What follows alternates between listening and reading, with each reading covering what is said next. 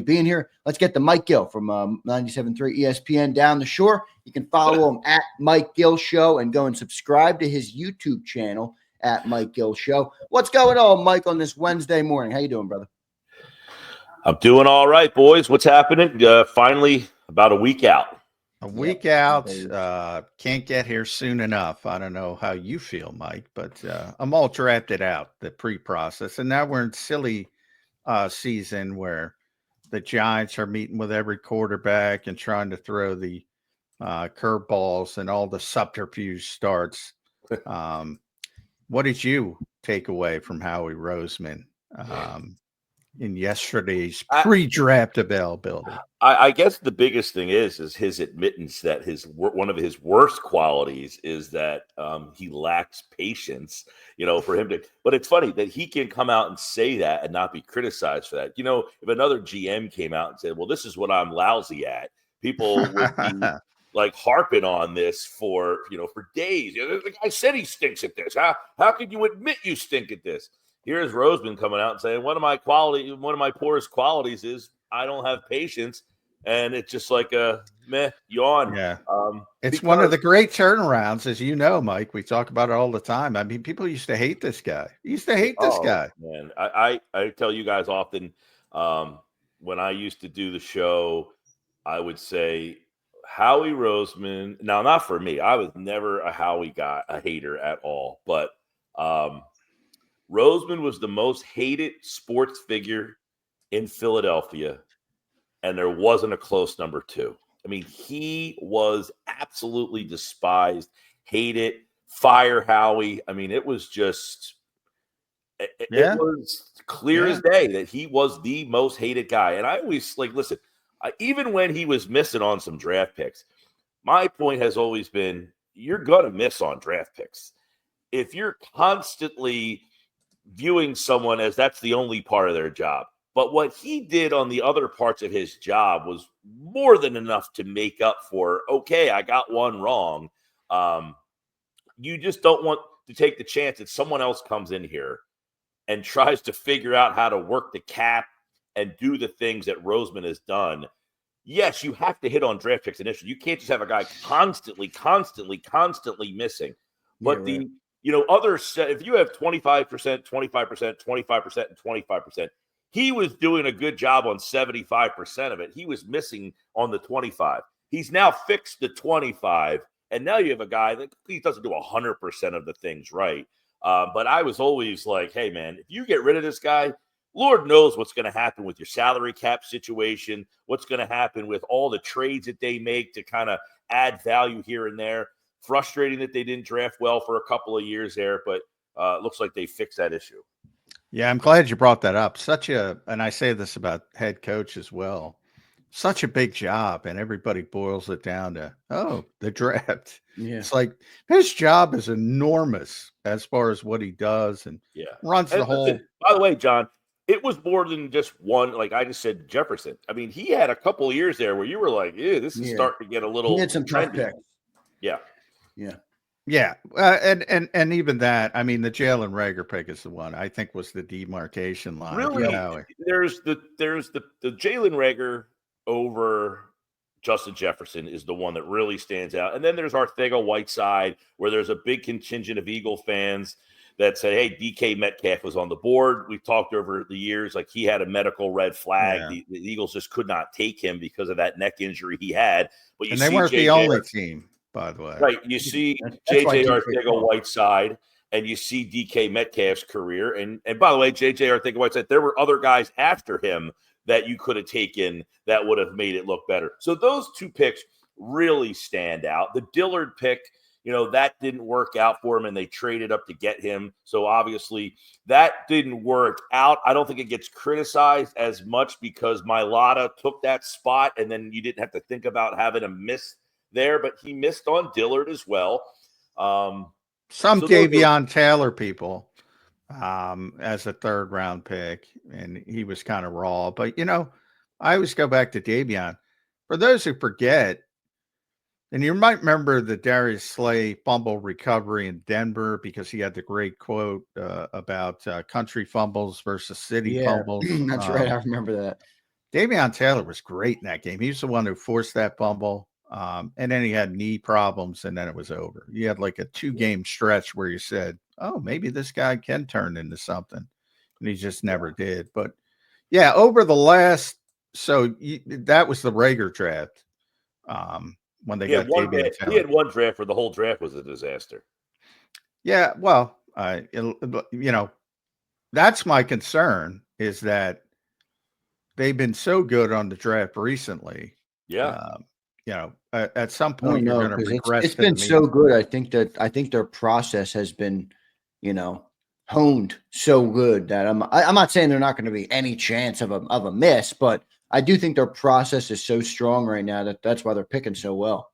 Well, and listen, the very best GMs hit about 50% of the time. Yeah, that's what I mean. 55, you might be 57. But very rarely are you hitting at the rate that the Eagles are hitting on. So, yeah, there's going to be a pick that just doesn't work out. Yeah. Sometimes it's not your fault. I mean, sometimes, everybody, tries to put on their best foot. I always compare it to a job interview. So you got a bunch of guys. And now, because agents know what teams are looking for, they coach up the players to, hey, say this. If they ask this, say this. And it's almost a very scripted environment. And you have people who are trying to put their best foot forward, and then they get a bunch of money and they just go off the rails. And they don't, for whatever reason, develop. First round picks in the NFL rarely bust out because of talent, especially at the top of the draft, which unfortunately the Eagles are not at. But talk about top 10 picks specifically. They rarely bust out because they don't have the talent. It's something else. Well, we see this all the time where we talk about, the situation that you're put in. A lot of these quarterbacks that bust out, Sam Darnold gets drafted by the Jets. Well, it's a defensive-minded team. They don't have a great quarterback or offensive system, and he looks like a bust. He goes to Carolina, same situation. Well, then he goes to Minnesota, who has an offensive-minded coach, and they know how to get the best out of him.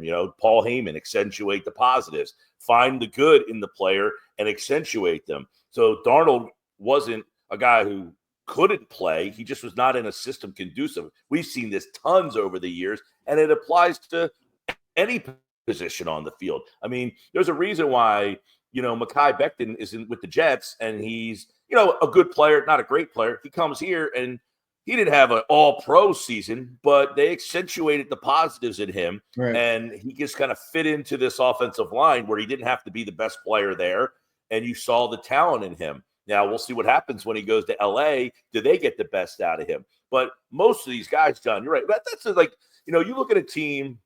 This is why I'm against the division winners getting the automatic.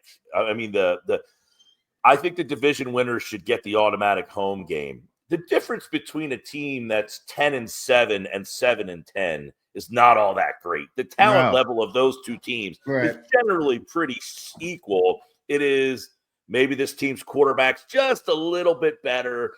Even a team, when you look at the year the Eagles, I think it might have been Chip's last year.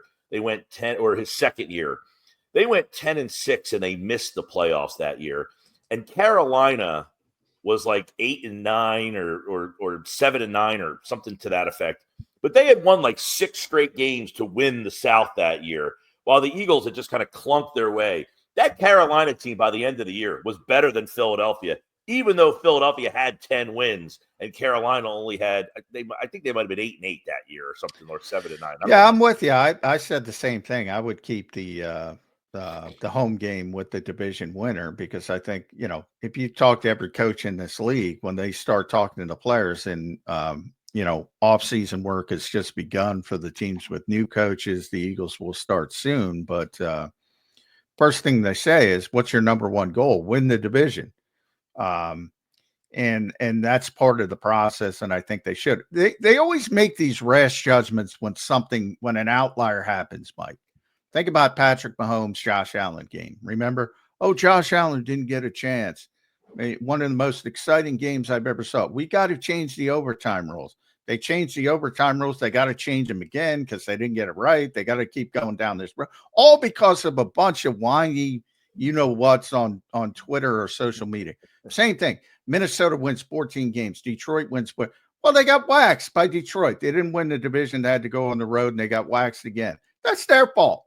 You could have acted like a 14 win. You're telling me at 13 and whatever their record was, that if you're that good, you can't go on the road and beat a team with a lesser record? Exactly. Like, you have to be at home to be able to win that game. To your point, the Rams were playing better at the end of the season than Minnesota was, and you saw that the next week here in Philadelphia. Another reason why the record thing is you don't play the same schedule. I mean, you could play a division that is filled with teams that are just meh at the time. You get lucky. That wasn't the Vikings last year, though. That was part of the problem. Just saying. I'm saying if you're playing the AFC South and you're playing, Indianapolis and Tennessee and Jacksonville, and that's your pod, well, your record is going to look better generally than the team that gets stuck playing the AFC North, where you have to go through a little bit more of a gauntlet of teams. If the team that gets stuck playing the NFC North, you got to play the Lions, Green Bay, Minnesota, and Chicago this year. Those 4 teams are all going to be probably pretty competitive. So if you're the division that gets matched up with them, there's a good chance that your record is not going to look as good as the team that gets matched up with the AFC South. Yeah. No, I'm with you there. And especially in football, the goal is to play your best football late because you want to go hot. You want to get hot going into the playoffs. And the Rams were able to do that. And if you look back at it in hindsight, they gave the Eagles their toughest test by far in the postseason. So I wouldn't change that rule. I wouldn't have changed the overtime rule, but this league is very reactionary. So we'll see how that shakes out. But getting back to Howie, the one, and he's not talking about players.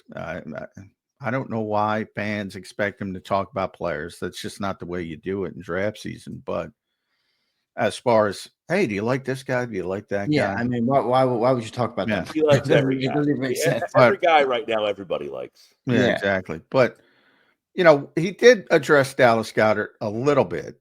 And I don't like this. I don't like this situation. It's the one position where I'm like, all right. I didn't hear what you said. What was the position? Dallas Goedert, tight end.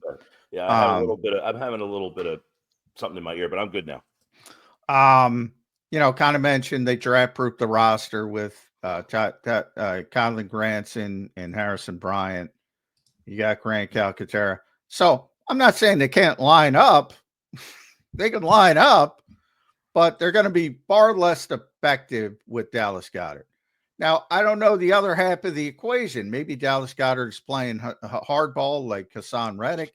Maybe the Eagles would bring him back if he took a little bit of money for next season. They gave him a little bit of a kicker, and he might be playing hardball from that perspective. So you never know the whole picture until it ends. But just from the football perspective, Mike, what are your thoughts on this Dallas Goedert situation? Because it looks like they're going to move on. When that happens, I can't tell you, but it looks like they're going to move on. And if that's the case, I don't like it. Where are you with that? Yeah, I agree. And there's a couple of avenues here. One, on draft night, it's been reported. We had Josina Anderson on the radio with us. She had said they're looking for a 4th round pick.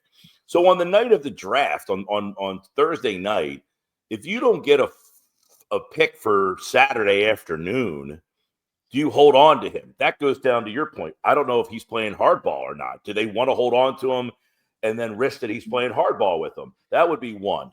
And if they don't get a 4th round pick, are they willing to take a 6th? What's the line of demarcation that they'll just say, we're ready to move on from this player for whatever reason? So if he's willing to play at that number, are the Eagles just going to say, sorry, we don't want you? I mean, at that point, you would say, if you're willing to do it, we want to keep you. That's where it's a little odd here. 2, there's a good tight end draft. Obviously, Tyler Warren would be he's going to be a top 15 pick. So there's people that texted to my show, you got to trade it for Warren. I don't see a scenario where you are giving up draft capital to move up to get a fourth option in your offense. Like, it just doesn't seem to make a lot of, hey, I'm going to give you a first-round pick so I can move up to take a guy who is literally going to be the fourth or fifth options most Sundays. That doesn't seem to add up to me. But what does add up is in that second or third round where there's still a good bunch of tight ends that you go and get your guy in that spot there. So Goedert would be the first choice to come back. I would think if he's willing to play at that number. If not, the guys they have on the current roster, that's not good enough. You can't go into a season thinking those guys are not the heir apparents. They're just kind of hanging around just to have some depth at that position until they figure out how this all plays out here. So it is a little confounding, but you're right, John. We don't know the Goedert side of the story as to why this has even come up, because otherwise you just let him play out the deal and pay him what he's at right now. Well, they don't, from the Eagles' perspective, they don't want him to play at that cap number, because I think his cap number is the fifth on the team, and it's behind only Jalen Hurts and then the three All-Pros, A.J. Brown, Lane Johnson, Jordan Mailata, and then it's Dallas Goedert. So from their perspective, they don't want him to play under this contract as well, but it's more about the cap space than it is the money, I think, although they're trying to get money too for future extensions. But I think they would be okay with paying him a salary. The problem is the cap space. So generally, they want to try to have another kick that can down the road situation. Exactly. Yeah. And generally, when this happens and you want the player, it's simple. You just do the extension. You spread it out over the voidable years. You get the cap number down. He gets his guaranteed money, and everybody's happy. Eagles don't seem to want to do that, and I don't think Dallas wants to do it either. Possibly, because he's 30, so it's difficult. I was going to say, are the Eagles looking at a declining, I don't want to say declining player, but a guy who's been unreliable, on the other side of 4 30. to 5 games a season almost. Right. It's injuries, it's 30. But Goedert, I mean, in the other front, he's like Trey McBride just got 50, or whatever it was. And he's making 78. Man, I'm not saying he's going to get that, but if I'm Goedert, you probably think, I'm better than that guy. I might be older, but I'm still better than that guy. So I think he's looking to milk the most amount of money out of it as and this is probably his last opportunity. Yeah. I'm just speculating on Dallas, but this is probably his last opportunity from his perspective, knowing how the league works. I'm sure he's getting that advice from his agents. This is your last chance to get that big multi-year guarantee. So it's more complicated than it looks on the surface. But just from a football standpoint, which most fans care about versus the business stuff, they're a much poorer team if Dallas Goedert isn't here, I think. Yeah. And all you have to do is look at the postseason. And that's a great point too. Somebody, I mentioned are you going to trade up for a Tyler Warren? Let's just play along and have some fun. Hey, I'm going to move up he's dropped to 17. I'm going to make the move and go get this guy. Now I got A.J. Brown, I got Smith, I got Barkley, and we're having the conversation every week saying, how do they get the ball to Warren? They got to find ways to get him the ball. And it's just not there for you. And you've given up a first-round pick to move 15 spots potentially to go get this guy. And every week you're wondering, how do I get this guy the ball? We saw stuff like this all with Goedert. I mean, how do we get Goedert the ball? Is this the year for Goedert? Is this the week Goedert has the big week? If you're drafting Tyler Warren in the middle of the first round, you're thinking he's better than Dallas Goedert, essentially. Right. So that would be a challenge on how to get him the ball. But the retort that I got from a listener on that was, an interesting one was, maybe during the 17 games, but when it mattered the most, who came up with some of the big catches when you needed them, because the other teams are so focused on Brown and Smith that you got to have that guy who can make the play in the playoffs, in the Super Bowl, because the other guys are getting so much attention. But are you trading that much up for 1 or 2 games in the playoffs? Okay, how much do you value that? Yeah, that's the yin and the yang there. That's a valid point, but I'd rather look at what they do. They haven't drafted a replacement for Dallas Goedert. They've gotten 2 Timu signings, as we've dubbed them here, Kylan Granson and Harrison Bryant, I mean, Mike, is it fair to wonder if tight end is becoming the offense's version of what was once the linebacker, or what on the offensive side was the running back before Saquon Barkley? I'm not saying they don't like tight ends, but look at the way the offense is built. Like you just said, I got AJ, Devontae, Saquon, Jalen, Dotson. I mean, tight end is an afterthought in some games. So I'm wondering if they're just like, hey, with the roster crunch, we got to save money at tight end. And Zander, they won games with Grant Calcaterra. I mean, and he's a guy that can catch the football. You can utilize him in the pass game. The question is, do the Eagles see that they can get through a season with Grant Calcaterra playing passing downs and, whoever the other guy is, Harrison Bryant or the kid from Indianapolis or an EJ Jenkins or, I know Jack Stoll is in the Saints, but that doesn't mean he makes a team and he gets cut. You bring him back to be the blocking guy.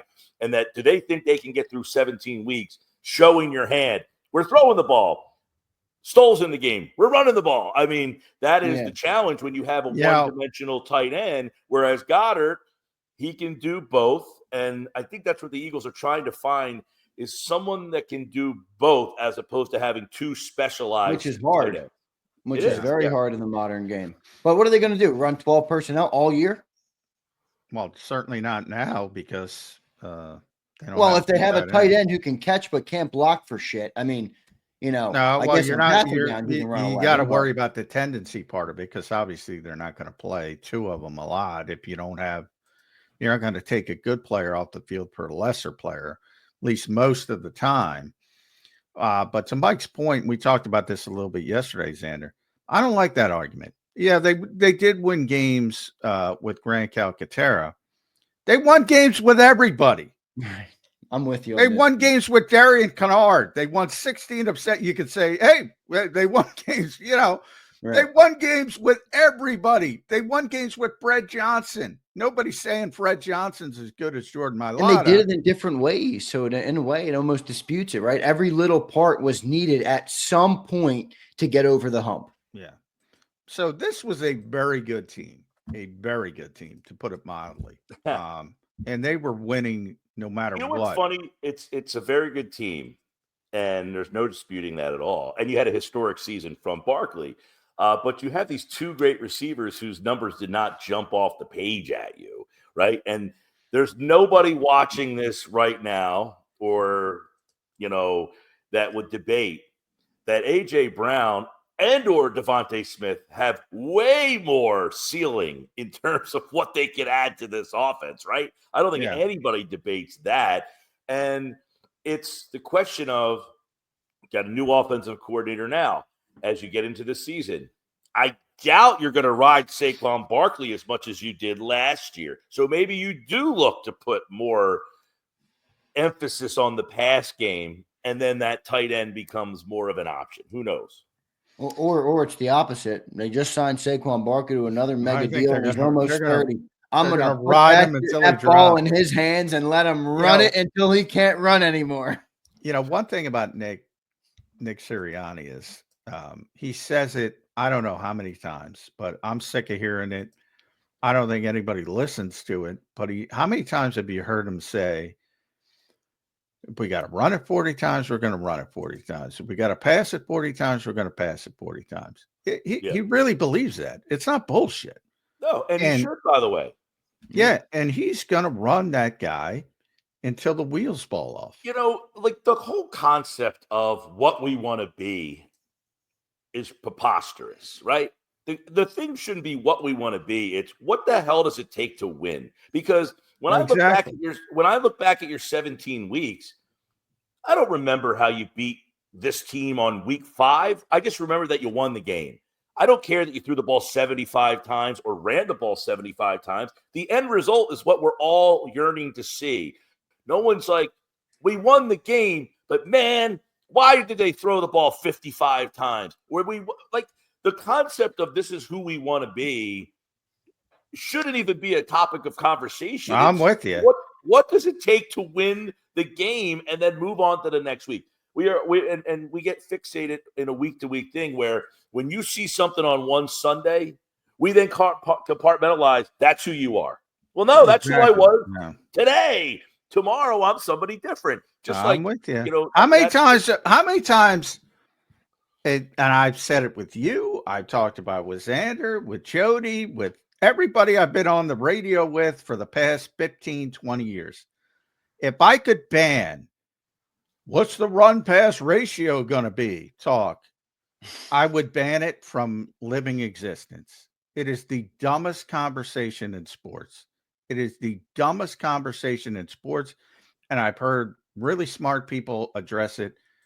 And even this morning, ironically, the only guy I listened to on the radio, because I turn it on before my show in case I miss something, is Sirius XM NFL radio, basically to hear the news updates. So Solomon Wilcots is on in the morning.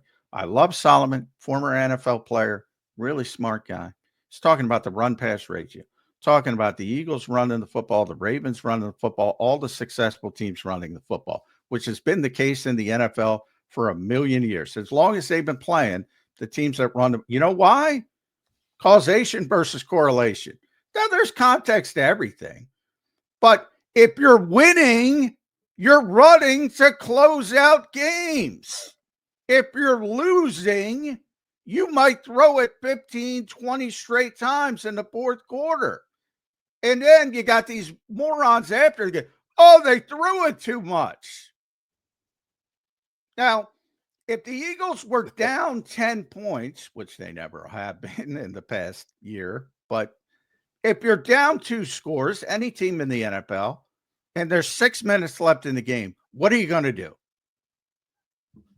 You're either going to try to win the game, or you're going to run the football, and everybody's going to lose their minds as the clock drains. Yeah, it's insanity. Yeah, and look, we react. It's funny. It's the game the Eagles lost to the Falcons where Saquon dropped that ball, and it's that one play that is the discussion for a week. You know, why'd you throw the ball there? Why'd you throw the ball there? Well, looking back, perfect play call, by the way. Right, it is a phenomenal play call. And looking back on it, did it really matter? You won the Super Bowl. Who the hell cares? I mean, they called a play in week 2 that will pontificate about why'd they do that. It's a good play call. No, it's not a good play call. Run the ball, you run the clock. Well, the guy was wide open and he dropped it. The back and forth nature of it is just the concept of I need to be right. I want to tell you you're wrong. Well, guess what? It doesn't matter who was right or who was wrong. They won the Super Bowl. What the hell's the difference on that thing? And it is the concept of losing and learning is a loss thing. Maybe losing on that particular manner, learning from the fact that, hey, maybe we should have just ran the ball there. And that helps you become a better team in week 17 because you did something wrong in week 2. We generally don't care or want to accept that. You just want to win in the moment. Mike, let me ask you about this draft coming up. All right. I think it's not more likely, but I think it's a good possibility that Howie looks to trade up in this draft. I don't want to speak for John. I don't think John thinks that's going to happen. I think it's a good chance because I'm listening to Howie yesterday. We're in win now mode. We have, a great roster.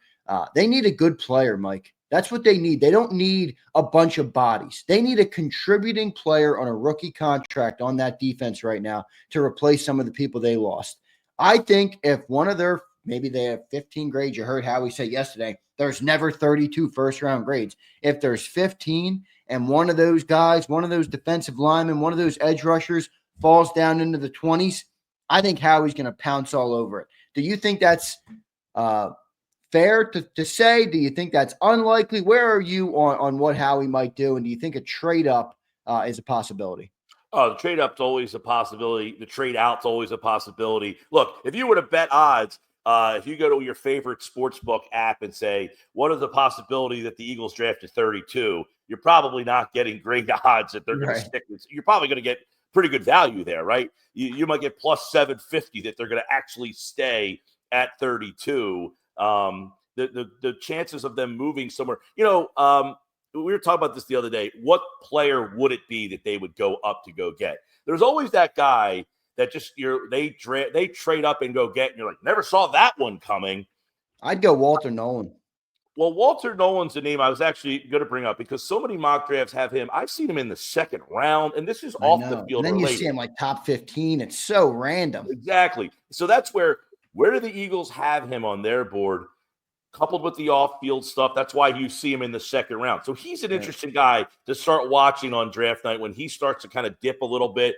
Do the Eagles feel like, okay, we can hold at 32 and get him? Or, hey, if he's at 22, that's when we make our move because that's the guy we really want. So he's one guy that would be interesting. Now, if they want to dip right into the starter pool, Malachi Starks would be a guy they probably would say, hey, if we want a guy to play on the field right away next to Reed Blankenship, he would be the guy that you got to keep an eye on. Where does he start to fall? And I laughed yesterday, John, you'll like this because I said this could be your Earl Thomas moment right here where if he's there and you don't take him and you end up taking Ezeraku or some edge rusher and in the early going, Starks is the guy who ends up being the better player at first. You better hope that other guy turns his career around a la Brandon Graham. But Starks would be probably a starting player. Other than that, I think you're in a trade-out situation. Now, again, it goes back to, is there that guy that they just like way more than we've heard or that they're leading on or they're not leading on anything? They're not leading on to anybody in this situation.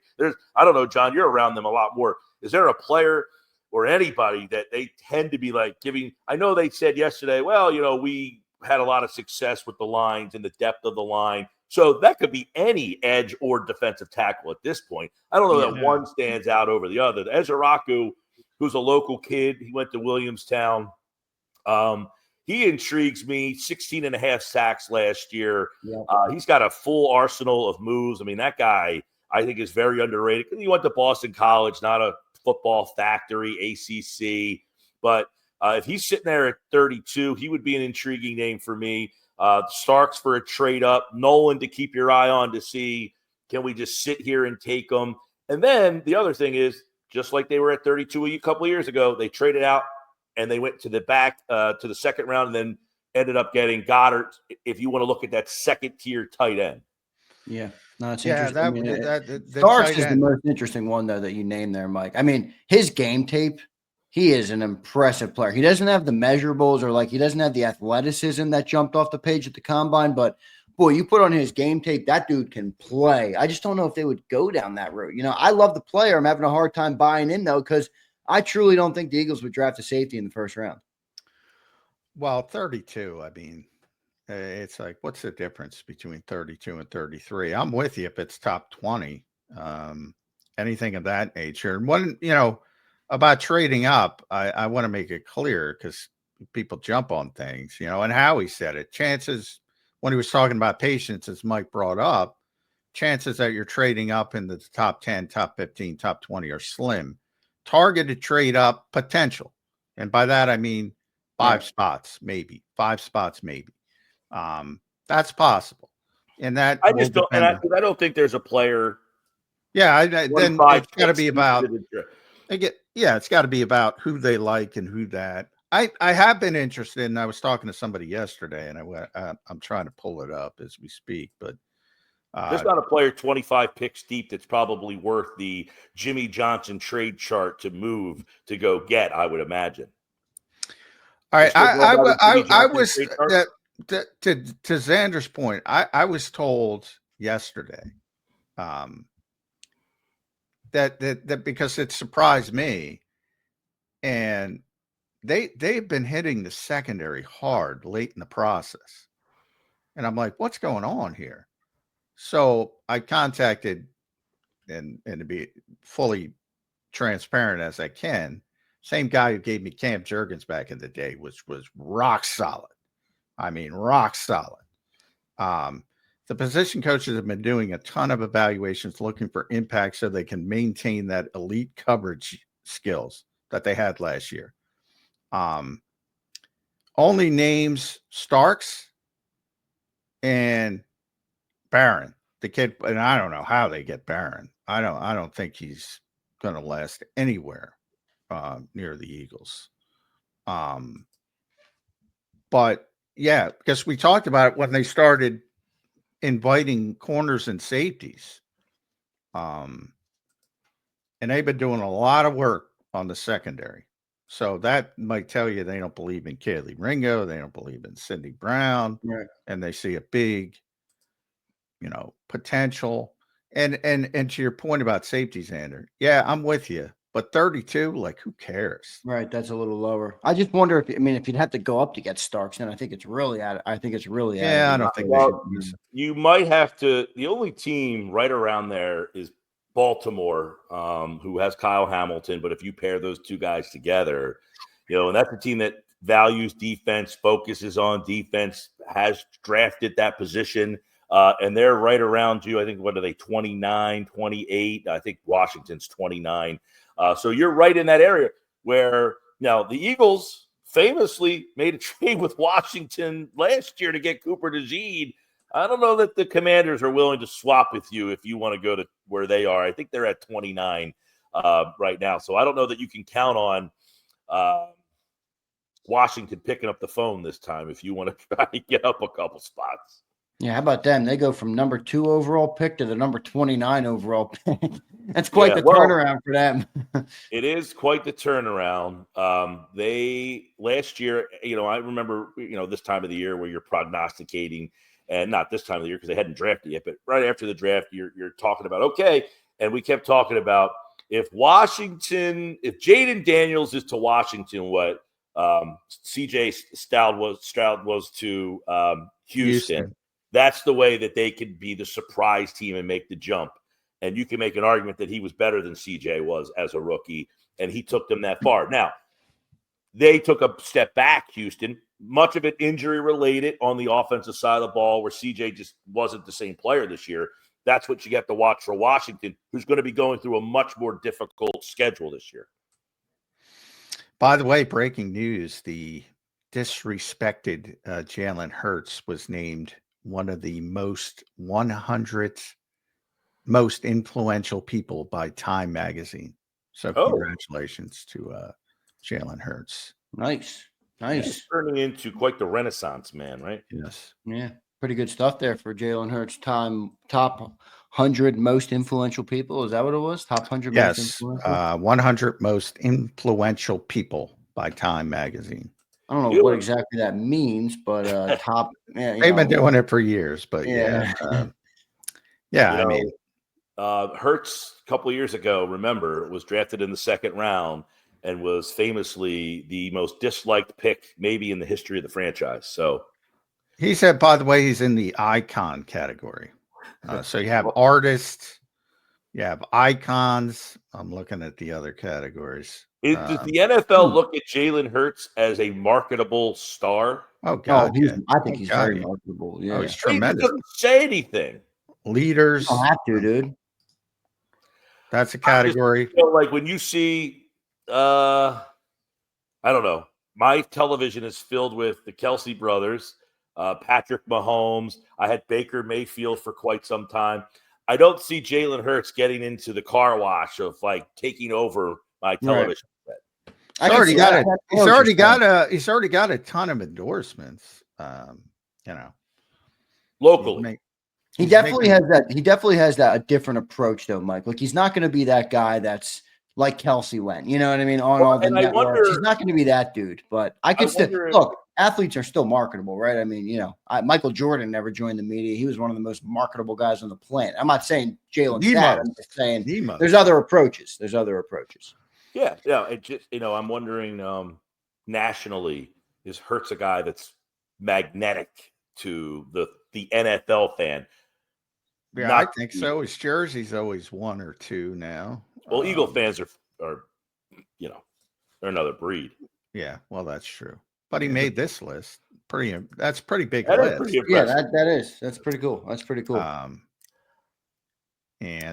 So those are some of the innovators, titans of industry, pioneers. He's in the icon category. Well, it definitely shows you that his stardom is now going, his reach is expanding further than Philadelphia or the tri-state area, right? I mean, if you're on that list, then you obviously this list is a big deal. Yeah, right. 2 Super Bowls in 3 years will do that.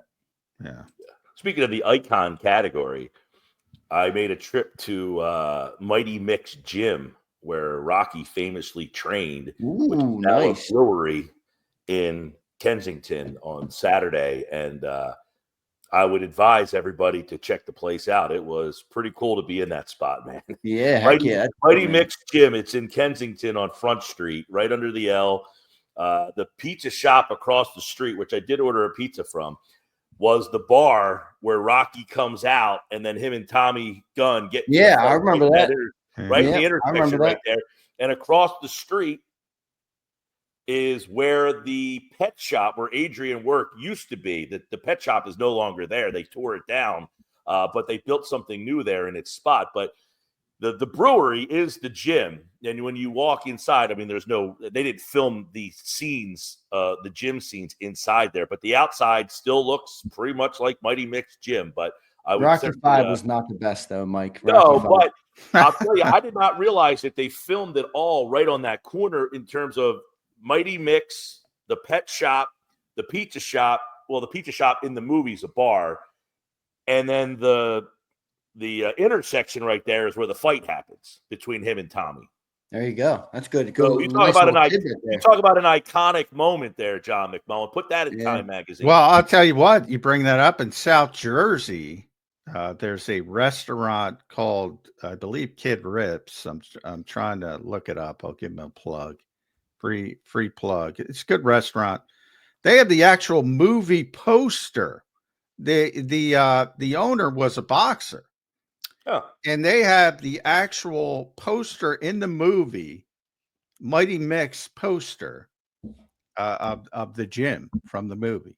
They have it in the restaurant. I'm going to send that to Zander if you can somehow put it up. I'll drop it up. Put it up on the screen. It's funny because I have a picture in front of it. The brewery is called Lost in Time.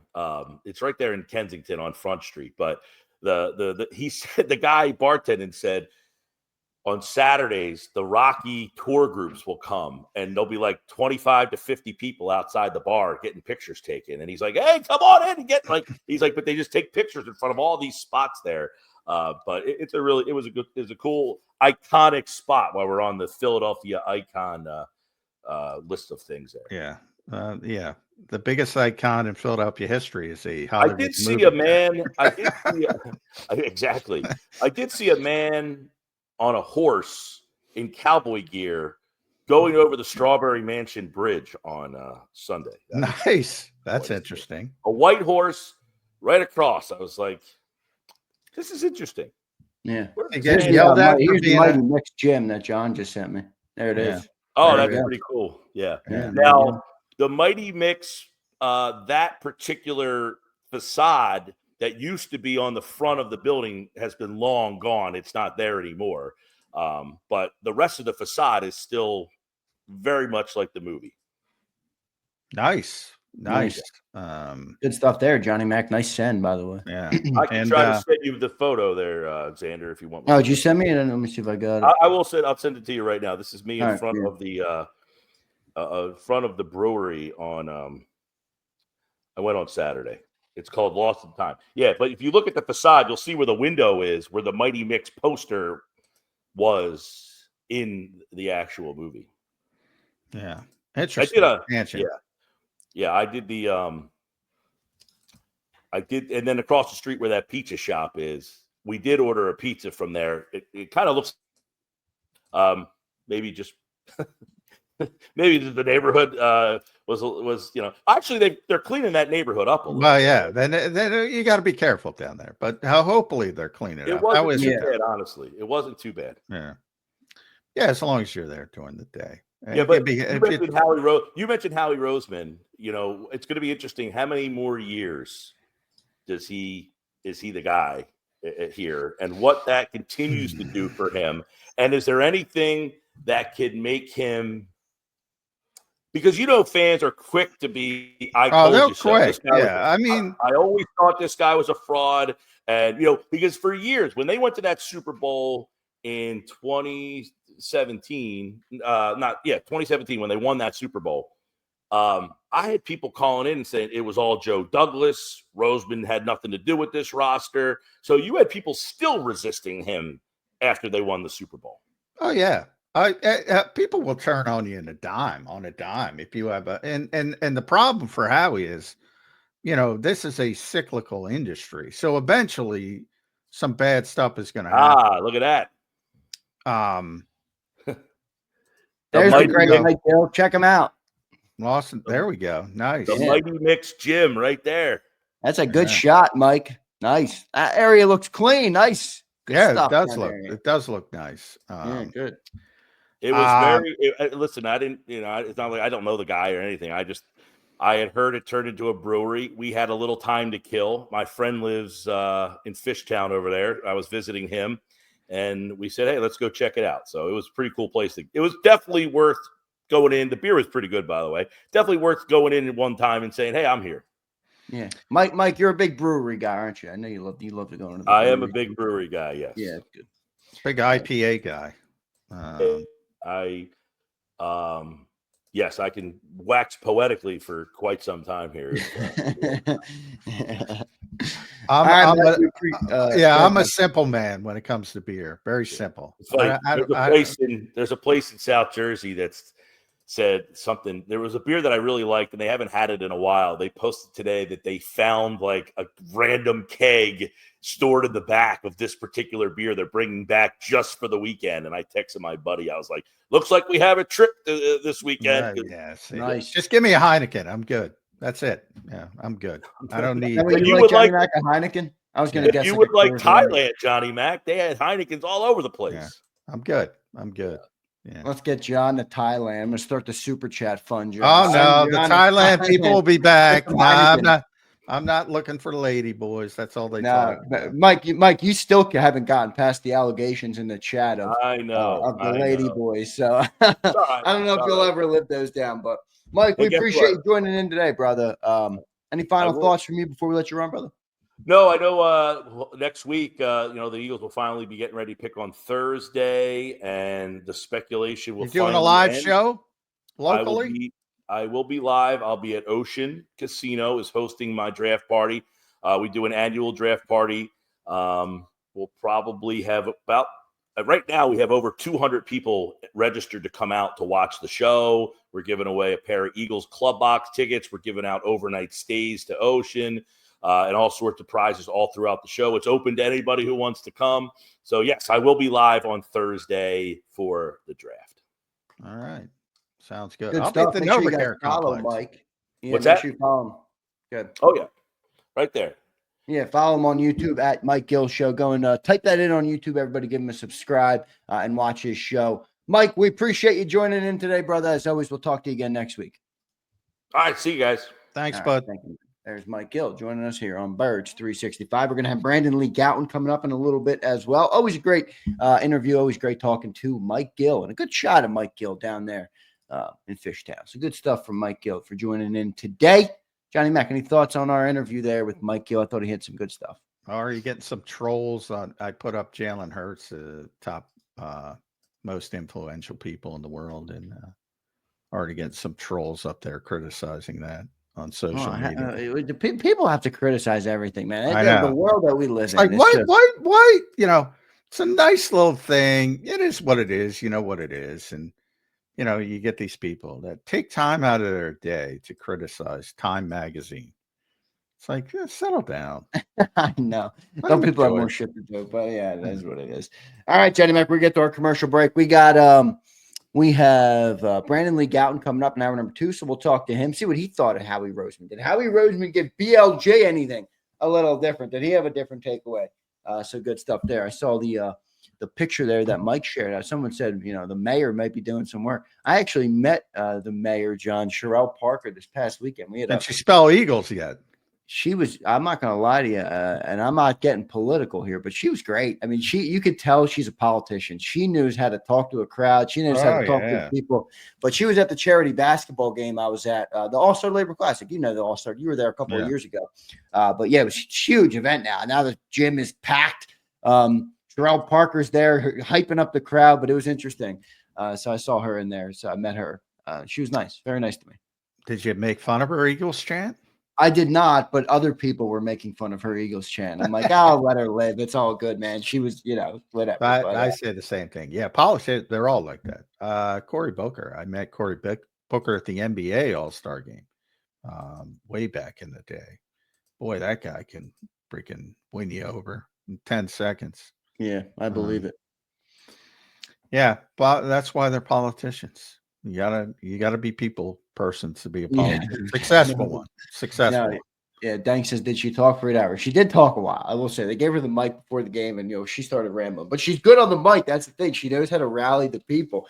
She does the chant. We weren't loud enough. She does the chant again. So, but it was funny. Good to meet Sherelle Parker down there at the All-Star Labor Classic for a good cause. Raised a bunch of money, so I was proud to be a part of it for that reason. We'll get to our commercial break coming up in about 10 minutes. We'll have Brandon Lee Gouton. Plenty of draft stuff to talk about. Howie Roseman and Nick Sirianni spoke. For those who didn't hear it yesterday, they didn't give you too much, but they did give you some stuff. So we'll talk about some more of that, and we'll be right back on Birds 365.